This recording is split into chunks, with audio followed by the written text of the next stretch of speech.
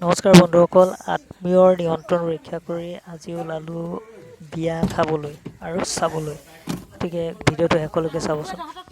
বন্ধুসকল, সময়ৰ সোঁতত আমি মিলি যোৱা নাইনে বাৰু? ইমানেই ব্যস্ত হৈ গৈছোঁ আমি যে আত্মীয় স্বজনৰ নিয়ন্ত্ৰণ ৰক্ষা কৰিব আমি সময়মতে নোৱাৰোঁ।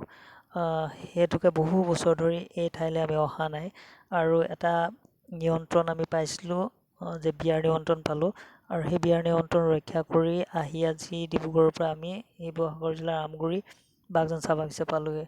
আৰু চাওক না, বাগজান চাহ বাগিচাৰ চাৰিওফালৰ যি সেউজীয়া পৰিৱেশ আৰু সেউজীয়া পৰিৱেশে আমাক হাত বাউলি মাতিছে বিয়াৰ ঘৰলৈ বুলি। আৰু এই কৰ্মচাৰীসকলেও কাম কৰি আছে। সঁচাকৈ প্ৰাকৃতিক সৌন্দৰ্যৰে ভৰপূৰ অসম। আৰু আহি পালোহি আমি বিয়া ঘৰ আৰু কেমেৰাৰ সন্ধান বিয়াৰ কইনাজনী।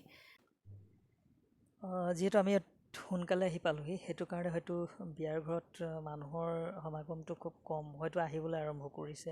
আৰু আমি অলপ সোনকালে আহি পালোঁ যিহেতু, সেইটো কাৰণে মানুহৰ সমাগমটো আমি ইমান বেছি দেখা নাই। যদি এইজনী কইনাৰ মাক হয়, কেমেৰাটো ইফালে সিফালে ঘূৰাইছোঁ।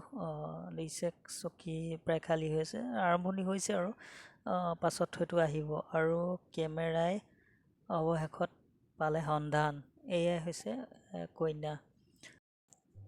হয় বন্ধুসকল, সময় পৰিৱৰ্তনশীল আৰু এই পৰিৱৰ্তনশীল সময়ৰ লগত খাপ খুৱাই চলিবলৈ যাওঁতে মানুহবিলাক ইমান পৰিৱৰ্তন হ'বলৈ ধৰিছে যে কাৰো সময় নাই। কাকো দুখতো বা সুখতো কাকো এষাৰ মাত দিবলৈ আমাৰ সময় নোহোৱা হয় নহয় জানো। যি কি নহওক, সময়বোৰতো পৰিৱৰ্তন হ'বই, মানুহৰো পৰিৱৰ্তন হ'বই লাগিব। কিন্তু এই পৰিৱৰ্তনশীল সময়কো নেওচি আত্মীয় স্বজনৰ সুখ আৰু দুখৰ সমভাগী হোৱাটো আচলতে অত্যন্ত জৰুৰী। আৰু এয়া চাওক, এইটো বেদী, বিয়াৰ বেদী ইমান সুন্দৰকৈ সজাইছে। বন্ধুসকল চাওকচোন বাৰু, দেখাই গৈ আছোঁ মই।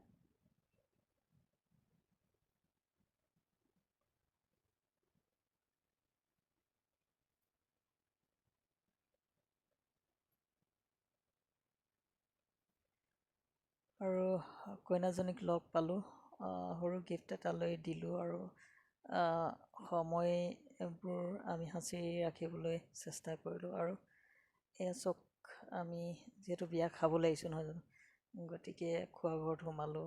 এনেকৈ ভাইটিহঁতৰ লগত চেলফি ল'লোঁ,